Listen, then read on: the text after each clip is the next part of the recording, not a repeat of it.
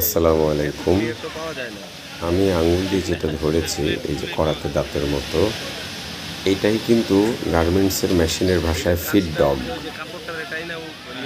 হচ্ছে কাপড়টাকে টেনে সামনে নেওয়া। দেখেন যে নিডল প্যান্ট ফিড ডগের মধ্যে মানে নিডল প্লেটটা যখন সেট করা হয়, এই যে ফিড ডগের মধ্যে নিডল প্লেটটা সেট করার পরে দেখেন ফিড ডগের যে দাঁতগুলি আছে করাতে দাঁতের মধ্যে ওইগুলো বের হয়ে থাকে।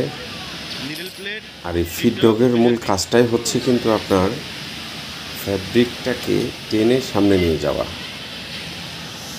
আপনার যখনই এই আপনার এই ফিড ডগের টান বেশি থাকে তখন কিন্তু কাপড়ের মধ্যে ক্রিজ মার্ক হয়।